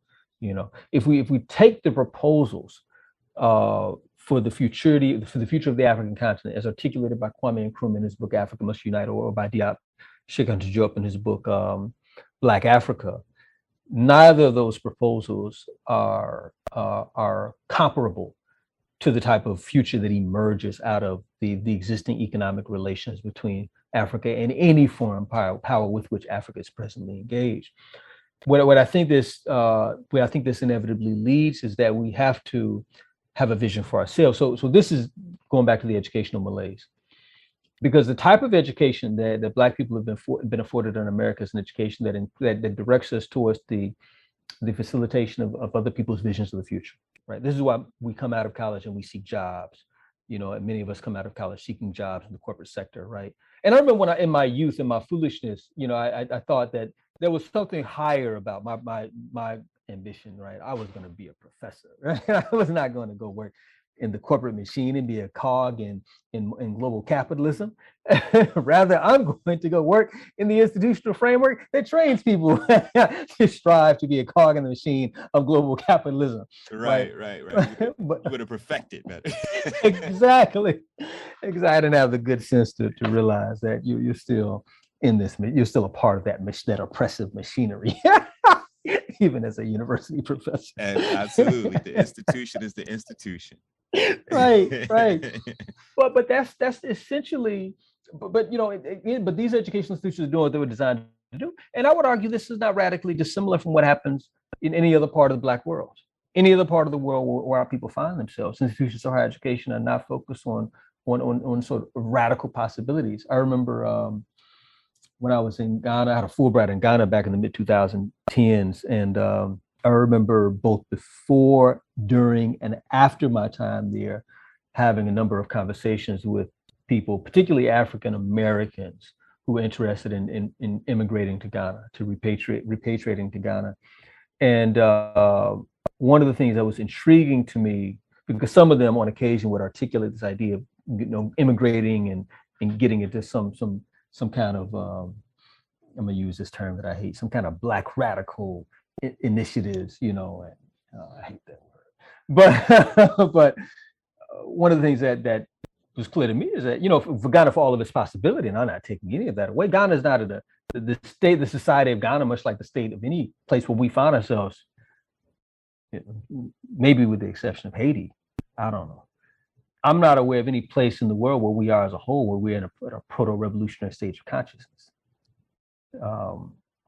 Because it appears to me that we have collectively either consigned ourselves, or we have been collectively indoctrinated into this idea that global capitalism is the future certainly of the West and of China and other East Asian industrial societies, but I suppose the future of humanity as a whole, which is problematic to say the least. So the point is that what we find when we look at institutions of higher education in Africa as well, we find a similar type of function, that is the production of a management class, a management strata, and as well as the production of people whom would comprise the laboring masses in those respective societies to some degree, to greater or lesser degrees. We don't find necessarily that institutions on the continent, just like institutions here, just like institutions in the Caribbean, right, are not necessarily focused on the production of revolutionaries.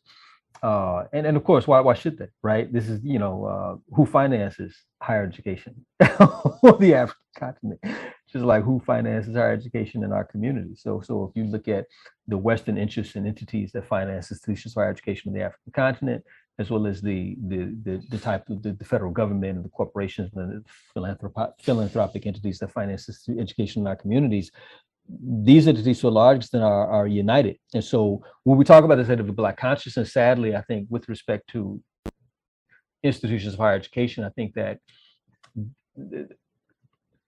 don't think that they're the optimal terrain in which for that type of work to be cultivated. I think that if we're talking about the expansion, let's say the institutionalization of the type of Black consciousness in our community, and sustaining that, I think we have to talk about this and how it looks on the grassroots level. I want to say more about that, but I'll say this first, and Carter G. Woodson was right. Those of us who are in the thrall of the academy are too easily corrupted by the trifles of the existing system. Woodson was very clear about that in the 1930s. Some of us, I think, would like to forget that today, but it's very clear. I think it's very clear. So at any rate, I think we have to conceptualize the role of the grassroots. So what does that look like? I'll try to use, maybe I can give three quick examples. One dealing with, so I'll start with like some of the stuff that we do locally in terms of food. I mean, there's this huge movement in urban African American communities around agriculture. Detroit, I know the most about like how this is played out in Detroit and Chicago. And of course, we have a farm on the southeast side of Chicago, and what brought us to this work was this idea that the Council of Independent Black Institutions articulated that there were 6 levels of institution building, that is 6 essential forms of institutions that are necessary in order for people to be free. Food is one of them. And but what we found as we began to do this work, initially growing in our backyard and then later teaching others to do it, we found that when you feed people, and I guess I should lay out the institutions so that the connections are more apparent. The institutions are food, clothing, shelter, education, healthcare, and defense.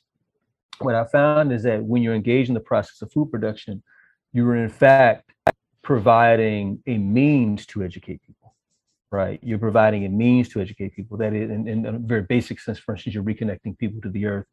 In another sense, you're giving people a type of knowledge or enabling people to reclaim. That's really a better way of saying this, a type of ancestral knowledge from which they have been estranged. And many of us over the course of the last 2 generations, in particular Black communities in America, have been estranged from that type of knowledge, which are also creating the infrastructure whereby many of these conceptions of healing, which our people possess, can be enacted. And I'm talking about, in this case, herbology, this knowledge of medicinal plants and things like that. And then I would argue, I would connect that with a 4th of those institutions, which is defense. You can't, there's no need to defend if you haven't built anything. You're right, you have to have something to defend. The formation of institutions itself creates the imperative for their defense. And so with respect to this food piece, I think it is a particularly dynamic or compelling model of how Black consciousness can be enacted in very coherent forms. And I have to emphasize what I mean when I say coherent forms.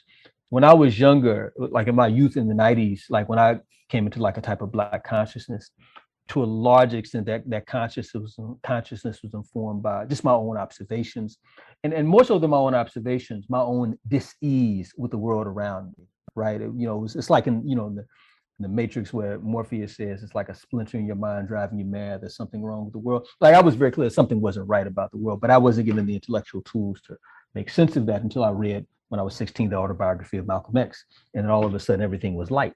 All right, it's like I was very clear at that point. Oh, now I see what's wrong with the world. We are, not only are we oppressed, but that oppression has been sustained, and many of us have unwittingly become agents of it. And of course, hip hop had a huge impact, an incalculable impact, I would argue, in terms of that consciousness. And then different elders and groups that I encountered throughout the course of that decade. But what I think was important is that until I began to engage in work, when I was just like listening to music and reading books and talking to people, it was a type of free-floating consciousness. It was delinked from the process of institutional formation. And I would argue, in order for us to really concretize Black consciousness, it has to be situated within the context of institutional formation. So I said all that with respect to foods. Next thing is in terms of real quick. I try to make this quick. I'll use a Brazilian example dealing with our cultural traditions. There's a capoeira mestre, or capoeira master in Brazil, Mestre René. And I was just listening to an interview he did. I don't know when the interview was, actually. It looks like it was probably about 4 or 5 years ago. And it was fascinating to me because in the interview, he was talking about how capoeira connects them to ancestral knowledge and a type of consciousness of who they are as a people. And this is also the same sentiment of my teacher, Mr. Pertuvelo, who's in San Diego, California. And I think one of the things that this reminds me of is that whether we're talking about capoeira, whether we're talking about, people's spiritual practices, or whether we're talking about different organizations, each of these things become anchors. They become organizational structures, institutional structures that have the capacity of anchoring us in ways of being, things that both remind us of who we are and also are expressive of what that means in terms of our daily lives. And the last thing I'll say with respect to that is around this question of education. We have attempted to, throughout our history, to grapple with this question of education from a myriad of vantage points, both from the formation of African free schools in the 19th century, to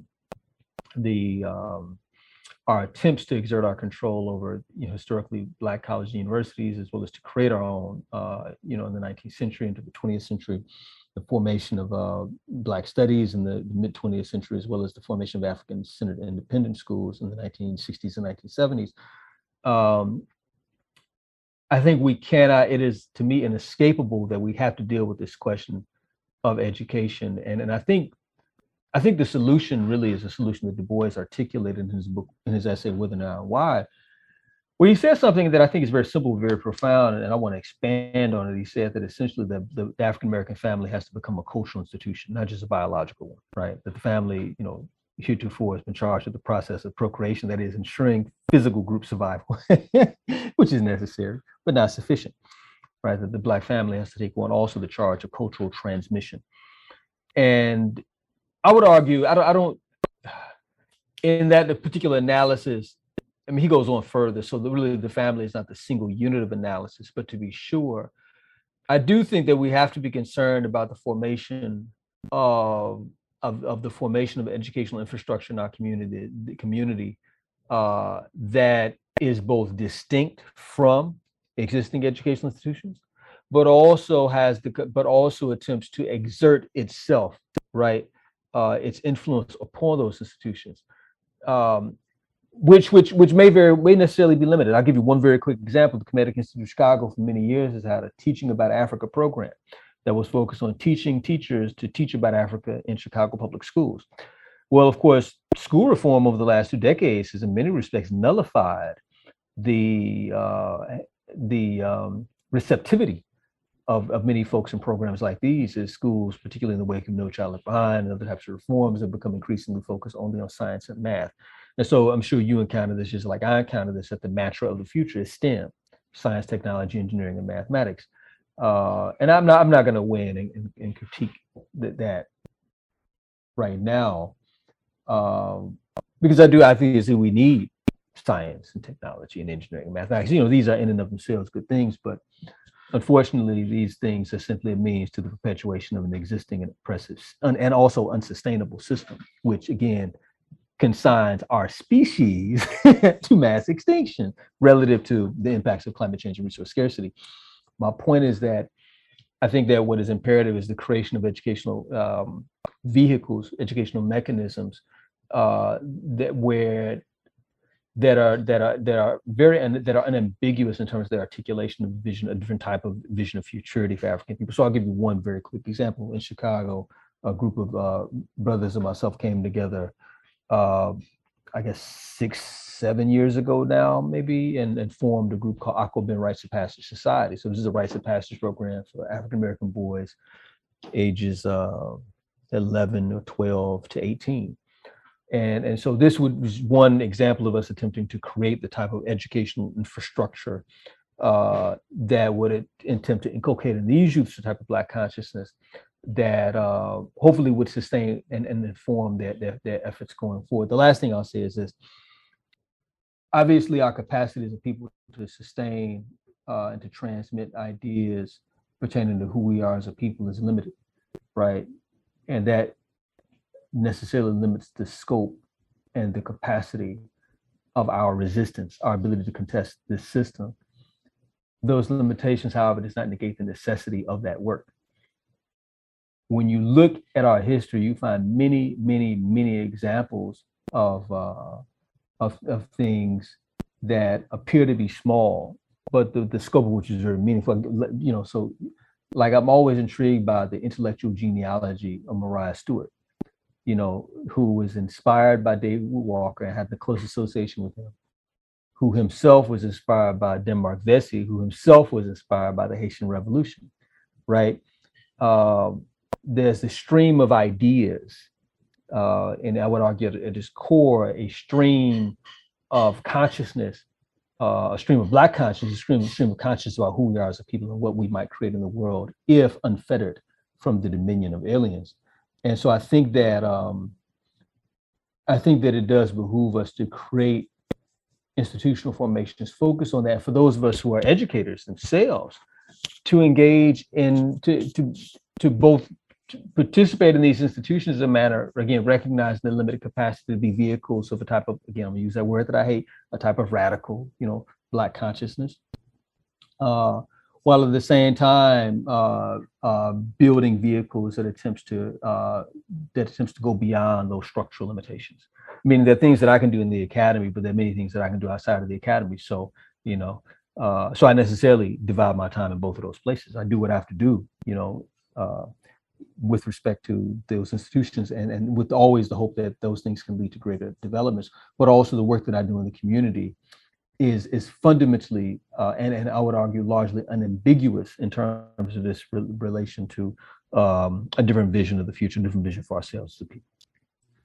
No, and that's very important, because one of the things I actually want you, we probably don't even have time to do this. We probably should be wrapping up, but could you speak a little bit about, I'm interested first in knowing your aversion to using the concept of radical, but also, you know, maybe speak to the importance of the transmission of ideas and the importance of language. Because it wasn't, a lot of times, you know, they took our language, no, that was a calculated, intentional process. Because right. One of the things that, you know, you find is that most African, even to this day, when you go in the world, most people speak at least 2 languages, if not 3 or 4. Right. It's only here in the United States, there's an aversion because the violence of literally beating the language out of us. So that transmit, because it was very understood. So the word, the concept of language is very important of being able to transmit the wisdom, because you talked about the concept that was very profound, right? We should teach wisdom, right? You know, which allows people to organize information into knowledge that eventually leads to a wisdom, because knowledge has to be practiced, right? You have to be able to, you know, move. So talk a little bit about the importance of, the language component of transmitting ideas, the balance around that of a version of people, but we still do it. We created so-called ebonics and colloquial. We still do it. It's in us to do it, but that balance of basically beating a language out of the enslaved African that transmits itself. The link to power and knowledge, but also, I guess we could end with your, kind of outlining, your aversion to using the concept of the concept of Africa. I mean, the concept of Africa too, but the concept of the radical, I should say. Yeah. So I mean, the language thing, I really appreciate that question. There's a local brother, Simba Tayari, who was an exponent of the Swahili language. And, as you know, many of our people embraced the Swahili language back in the 1960s as not only as an African language, which they could use to communicate and to articulate themselves, to express ways of being African in the world, but also as a Pan-African language, right? And one of the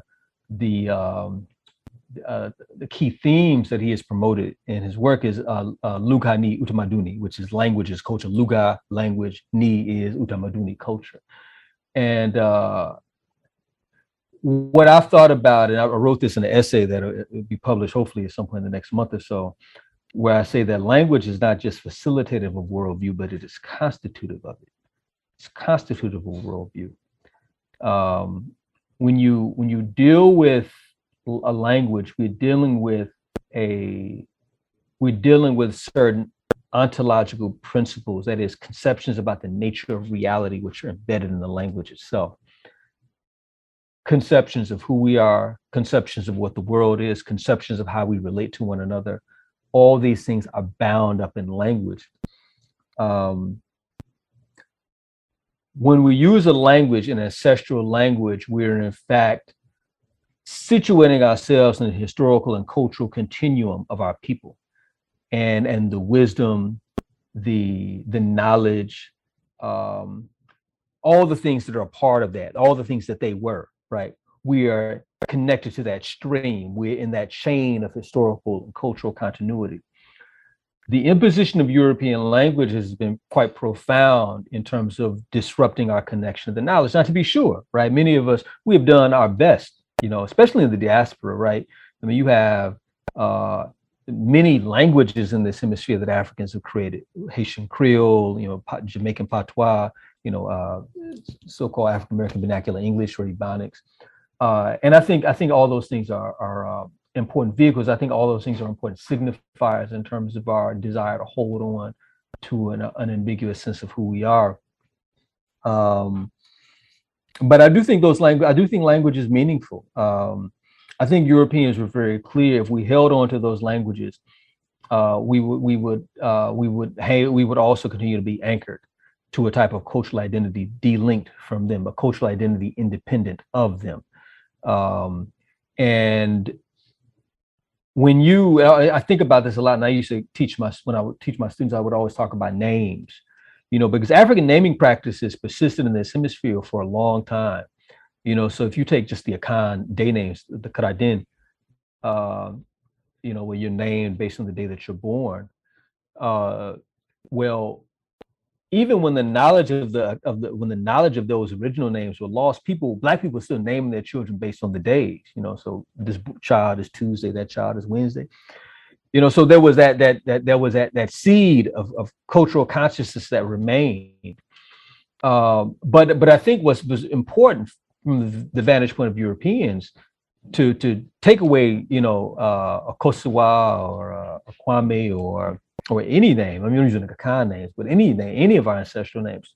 But to sever the link between those names and impose upon us European names is an attempt to impose upon us a sense of identity, because the name isn't just how you identify yourself. The name is tethered to who you are, to who you are in the collective sense. In the African worldview, the self is not just the sole individual that resides in this body, but the self is also the living manifestation of the ancestors. right?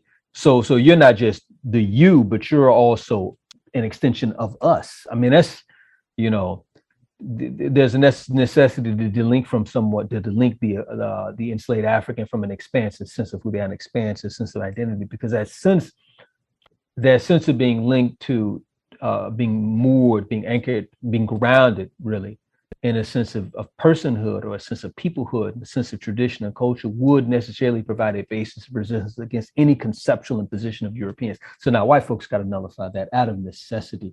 And so I do think, right, they're not just facilitative of that African worldview, but they're constitutive of it. They are, in fact, the building blocks of their worldview. So I would argue, yeah, the language piece is an important piece, and I think we have to deal with that. I think, you know, it was a brother, Afro Native, who's a poet, a friend of mine, and he said in a presentation that we did together some months, a year or so ago, I think we were on a panel together, rather. And in his presentation, he talked about Palenquero, which is the language from the Palenques, the Maroon society, the Maroon communities of Colombia. And apparently it's a language that's a synthesis of the Kikongo language and Spanish. And he argued that, in fact, one of the potentialities in this language, that maybe, in fact, it may be a bridge, you know, for those who speak it, you know, the Palenqueros, it may be a bridge also for them for speakers of it to engage with the Kikongo language.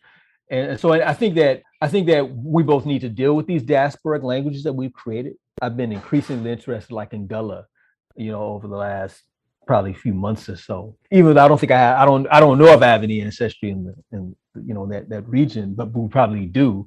But not because that's like a place where I want to stay. I don't see it like as an island that I'm trying to get to. But I'm interested in terms of what it signifies in terms of this, you know, this our attempt to adapt this alien language as an instrument of communication, and the extent to which it's continued to reflect certain aspects of our ancestral language. So the last thing is radical, like that word. I think I didn't have an issue with that word for most of my youth. And then I read an essay by Kobe Combine in his essay, African Psychology in the American Context. And in the essay, he gets into, in the book, rather, this is a psychology textbook, he talks about these schools of psychology, schools of Black psychology. And he talks about how in this one textbook by another writer, Intro to African American Studies textbook, he labels people like Kobe Combine and Naeem Akbar and Wade Nobles and Francis Cress Welsing and all these other folks as radicals. And Kobe Combine was like, well, what does it mean if those who are advocates for African liberation are radicals and those who advocate for acquiescence to the existing system are not? I mean, then they're not, they're normal. And so my concern with radicalism, the idea of the radical, is that it assigns, I believe, a normative value to acquiescence to the oppressive system. I mean, you have to think about this.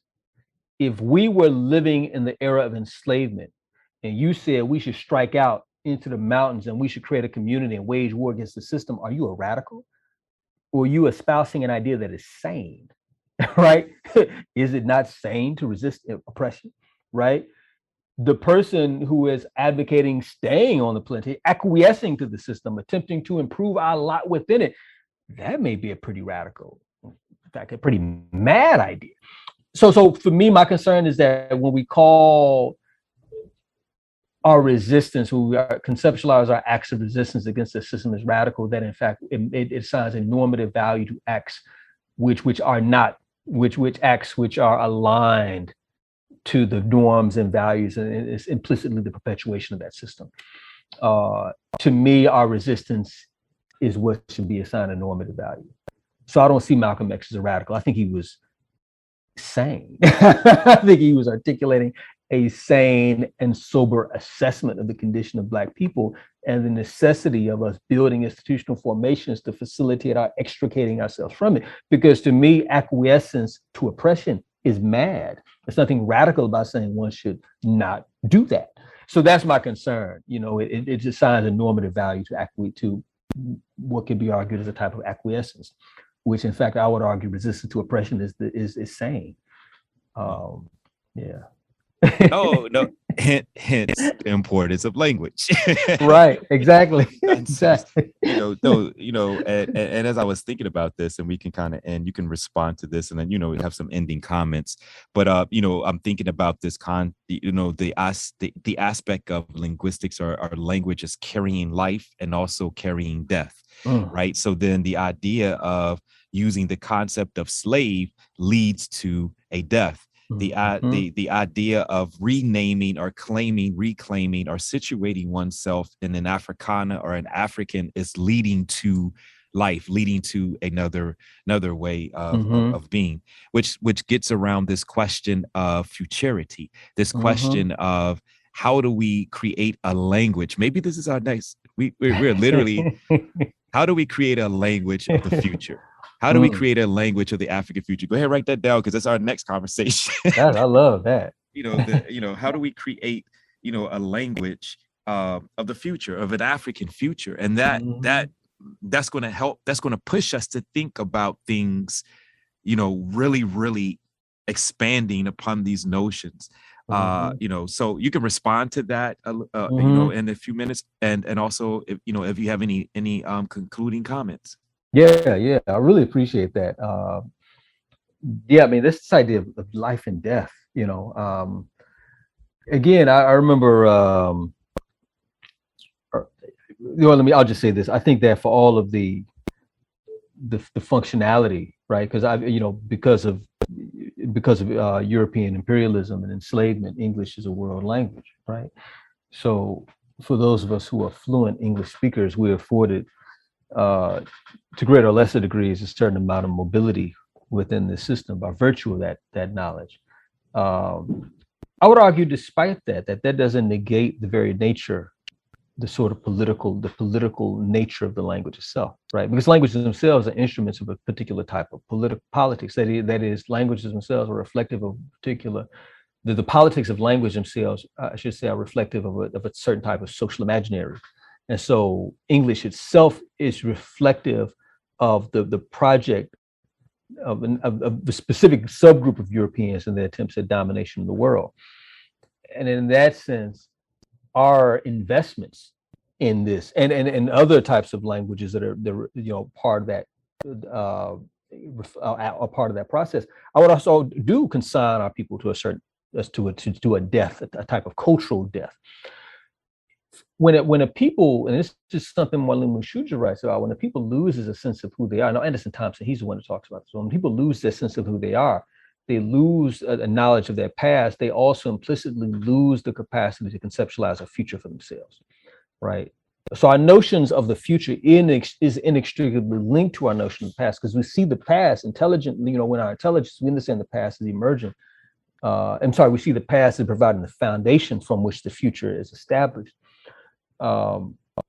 European languages, like other aspects of European culture, of course, are focused on the concretization of a reality that serves the interests of Europeans. I think, for us, I think it is important that we articulate a vision of future possibility for ourselves. What that looks like in terms of like extant African languages, I think is perhaps best expressed by like Kwesi Kwa, who argues that what has happened on the African continent, unlike in parts of Asia, where when the Europeans left, their languages died off, on the African continent, we have labored to keep those languages alive. In fact, when I was in Ghana, or maybe right after I left Ghana from our Fulbright, they were even talking about requiring French for secondary school students. French, not Hausa, not one of the Mande languages, French. And again, the argument was that by speaking French, they'd be able to better connect with their West African neighbors, but actually by learning Hausa, by learning one of the Mande languages, they actually would also be able to connect more effectively with their West African neighbors. Again, it's a question of whose future we're attempting to tell ourselves too. But I would argue that in giving life to African languages, and Kwesi Kwa writes about this, by conceptualizing and utilizing African languages is not only instrument idioms of expression, but also vehicles by which we understand who we are in the world, and we connect to others. It also provides a basis for conceptualizing a different future. Again, I think many of us, and this is why it's fascinating to me, just over the last decade, I've seen a lot of parents who have their children, they want their children to learn Hindi and Mandarin. again, it's not English or French, but it is still, I think, in many respects, a way of us tethering ourselves to another people's, another people's future project, not a project of the future that we are creating for ourselves. And so I think that's the thing. So just in closing, I'll simply say, when we talk about the white architects of Black education in the present sense, we're talking about, multinational corporations. We're talking about foundations. Gates Foundation would be a great example of this, and many other not-for-profit foundations. In the African continent, we're talking about NGOs, and also in the Caribbean, non-governmental organizations, as well as agencies coming out of the UN, and as well as the U.S. State Department and the foreign affairs departments of many of the countries, who have a greater hand in shaping the education of Black people than Black people do for themselves. And this is at the heart of our problem. And so the white architects of education, they are essentially those who continue to benefit from our educational systems being aligned with our actualization or our perpetuation of a system of European domination. Just like then, as well as now, what we need is an education that enables us to be our best selves and enables us to build and sustain a future for ourselves that's dealing not only with their hegemony, but also the unsustainable and inevitably destructive outcomes of that hegemony, which again is evident in terms of resource scarcity and climate change, which inevitably consign our species as a whole to mass extinction. I don't think the future to that malaise will come from the cultural imagination of Europeans. I think the future to that malaise comes from the type of ancestral wisdom that our people have created. That wisdom, though dismissed by Europeans as anachronistic, and is in fact, I believe, vital to the ways of being that will enable us to survive in the future, both ourselves as an African people, but also to improve and create a higher standard of living on this planet as a whole. So I think this is fundamental that we shape our vision of the future based on that our vision of the future be linked and based on that type of ancestral knowledge, which we carry with us right now. No, and that's important because I wanted to kind of what you did was exactly what I was talking about in kind of promoting or provoking, this notion of death and life, because in an African context, both of these are continuums. That's right. It is not an end. But when you talk about language and you talk about the philosophical systems of Europe, it is seeking an end as opposed to a continuum, which is the difference. And that's the reason why I talked about, languages, seeking, death and life. But again, as you articulated, they're not in an African context. That is not the end. The death isn't the end. It is a continuum. And so we're constantly seeking through language, through education, how do we continue? As you just said, the sustainability becomes very, very important. So I just wanted to make that clarification for our listeners, because that's what you actually literally articulated, in your response, because you used a perspective, forms of knowledge just by nature that were centered in indigenous knowledge systems of the African continent as well in your response to me talking about life and death. But I just wanted to make sure that we wrap that up into, for our listeners, you know what I mean? So if you wanted to respond, absolutely. If not, then, we until the next time. Definitely. No, I appreciate that. Thank you so much, brother.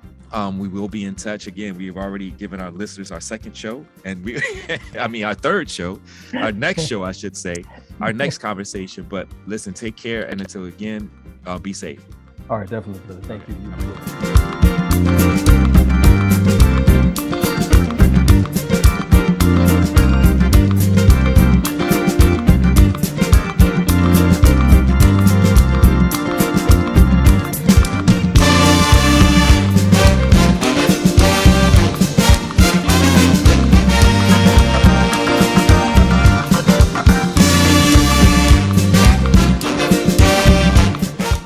That's it for Africa Woke Now Project for this week. I would like to thank you for joining us today and look forward to spending time with you next week.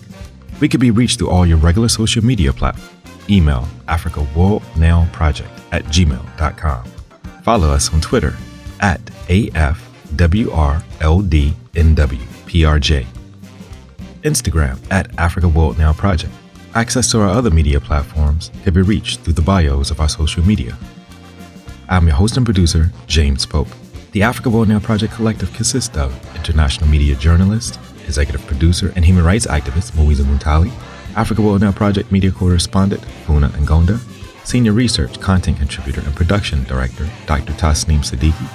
Senior Research, Content Contributor, and Production Associate, Dr. Josh Myers. Associate Producer and Content Contributor, Dr. Keisha Khan Perry. Content Contributor and Filmmaker, Kurt Orderson. Technology Advisor, it's Byron Gray of GrayWorks Technologies. And Creative Directors, International Creative and Artist Designer, Tabassum Siddiqui and Judah Pope. Africa World Now Project can be heard every Wednesday at 7 p.m. on WSNC, NPR affiliate and broadcast service of Winston-Salem State University. Programs are archived and available on all podcast platforms. Search Africa World Now Project. Until next week, be safe, be peaceful, and above all, be intelligent.